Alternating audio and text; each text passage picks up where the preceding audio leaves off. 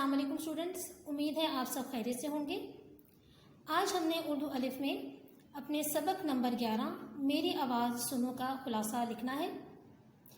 खुलासा होता है किसी भी तवील इबारत को, तवील सबक को मुख्तसर करके लिखना।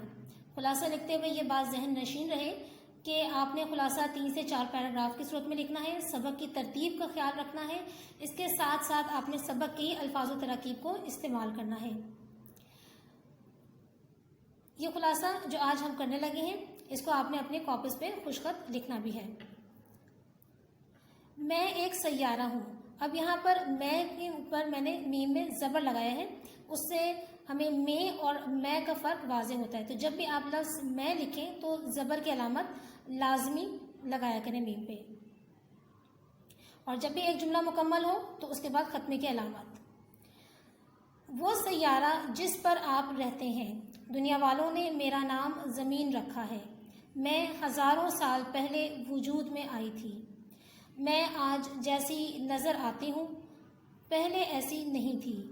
फ़ज़ा में गर्दो गुबार और धुएं का नामो निशान तक ना था। माहौल पुरसुकून था। फिर यूँ हुआ कि हज़रत इंसान ने मेरा हुलिया बिगाड़ना शुरू किया। मैं ठंडी आह भर के रह जाती हूँ, मगर इंसान तो जैसे बहरा हो गया है। मेरी आहें और फरियादें उस पर कुछ असर नहीं करती। वक्त गुजरने के साथ साथ इंसान ने तरक्की की है। उसने तेज़ रफ्तार गाड़ियाँ ईजाद कर ली हैं। वो परिंदों की तरह हवाओं में उड़ता फिरता है। तुम बर्क रफ्तार गाड़ियों की ईजाद पर इतराते फिरते हो। कभी उन गाड़ियों के धुएं पर भी गौर किया कि ये किस तरह कसाफत से मेरा दामन आलूदा कर रहा है। कीमियाई खादों और कीड़े मार अद्वियात से फसलों की पैदावार में कई गुना इजाफा किया है, लेकिन जब इन अद्वियात का छिड़काव किया जाता है तो इनके मुज़िर असरात मेरी फ़ज़ाओं को जहर आलूद कर देते हैं। इसके बाद देखें, ये हमने 3 पैराग्राफ में इस खुलासे को मुनक़सिम किया है, तकसीम किया है। अब यहाँ पर तीसरा और आखिरी पैराग्राफ है। कारखानों में ख़तरनाक और नुकसानदेह केमिकल धड़ाधड़ इस्तेमाल करते हो। बाद में यही जहरीला केमिकल मिला पानी नालों में बहा देते हो।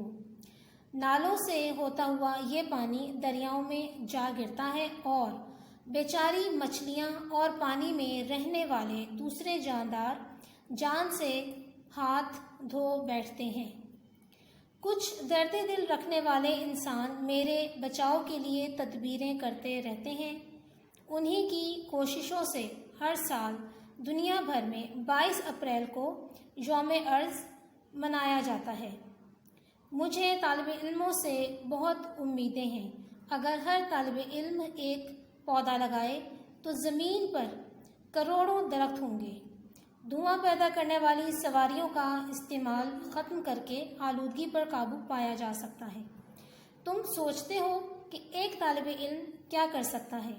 याद रखो, कतरा कतरा मिलकर दरिया बन जाता है और शमा से शमा जलती है। तो ये था हमारे पास सबक मेरी आवाज़ सुनो का खुलासा। आइए अब इसकी सरगर्मी का काम करते हैं। सबक में मश्क के बाद ये हमारे पास सरगर्मी दी गई है। इस सबक में ज़मीन हमें बताती है कि उस पर क्या बीती, यानी कि जो हमने अपना सबक पढ़ा था, सबक नंबर 11, वो ज़मीन की आप बीती थी। इसे आप बीती कहते हैं। अब आपको जो है लिखने के लिए कहा गया है कि आप एक पुरानी कुर्सी की आप बीती लिखें, यानी कि अब हमने एक कुर्सी के जो है वो ख्यालात और तासुरात को लिखना है अपने अंदाज में। जी स्टूडेंट्स, ये है हमारे पास सरगर्मी का सवाल। एक पुरानी कुर्सी की आप बीती। आपने अपनी कॉपीज में भी इसी तरह से पहले खुलासा लिखना है और फिर उसके बाद आपने सरगर्मी की हेडिंग देकर ये आपने उन्वान इसका लिखना है, एक पुरानी कुर्सी की आप बीती, और फिर आपने आप बीती को भी जो है पैराग्राफ की शक्ल में लिखना है। अब आप मुझे जिस हालत में देख रहे हैं, इससे आप बिल्कुल अंदाज़ा नहीं लगा सकते कि मुझे कभी एक कुर्सी कहलाने का एजाज़ हासिल था। मेरा माजी शानदार था, लेकिन अब मैं कबाड़ खाने में अपनी ज़िंदगी के दिन पूरे कर रही हूँ। कुर्सी बनने से पहले मैं एक दरख्त की शक्ल में थी। وقت گزرنے کے ساتھ ساتھ درخت عمر رسیدہ ہو گیا تو کبھی کبھار کوئی لکڑہارا ادھر آ نکلتا اور درخت کی کچھ لکڑی کاٹ لیتا۔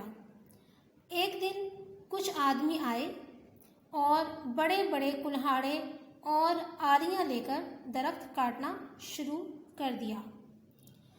آریوں نے درخت کے کئی ٹکڑے کیے اور یہیں سے میرے بننے کے عمل کا آغاز ہوا۔ بڑھئی نے ان ٹکڑوں کو تختوں میں تبدیل کر کے مختلف قسم کا فرنیچر بنانا شروع کیا۔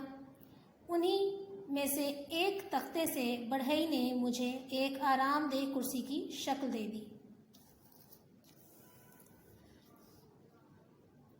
آغاز میں تو میں اس قدر خوبصورت نظر نہ آتی تھی، لیکن بڑھئی نے مجھے رنگ و روغن کر کے خوب چمکا دیا اور بیچنے کے لیے سجا دیا۔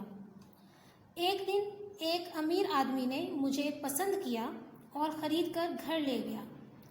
وہ امیر آدمی روزمرہ کے معاملات میں میرا استعمال کرتا، میری خوب دیکھ بھال کرتا۔ کچھ عرصے کے بعد مسلسل استعمال سے میری چمک ماند پڑ گئی۔ اسی دوران میں مالک کے ایک بچے نے مجھے سیڑھیوں سے گرا دیا۔ پختہ فرش پر گرنے سے میری 2 ٹانگیں ٹوٹ گئیں۔ میں استعمال کے قابل نہ رہی تو ملازم نے مجھے ایک کباڑیے کے ہاتھ فروخت کر دیا۔ اس طرح میں بے چارگی اور بے بسی کی زندگی گزارنے پر مجبور ہو گئی۔ اس طرح میرے شاندار وقت کا اختتام ہوا۔ تو یہ تھی ہمارے پاس ایک پرانی کرسی کی آپ بیتی۔ آپ چاہیں تو ان میں کچھ جملوں کی تبدیلی اپنے حساب سے بھی کر سکتے ہیں، لیکن یہ آپ کو ایک نمونہ تحریر دیا گیا ہے کہ آپ بیتی کس طرح لکھی جاتی ہے۔ اپنے اوپر گزرے ہوئے حالات و واقعات انسان بھی بیان کر سکتے ہیں، اور بے جان چیزوں کی جو آپ بیتی ہے وہ ہم انسان خود لکھ سکتے ہیں، ان کے جذبات اور احساسات کو انسانی قالب میں ڈھال کر۔ تو یہ آپ نے خلاصہ اور سرگرمی کا کام اپنی کاپیز پر خوشخط کرنا ہے اور اسے یاد بھی کرنا ہے۔ اگلے سبق تک کے لیے اجازت دیجیے۔ اللہ حافظ۔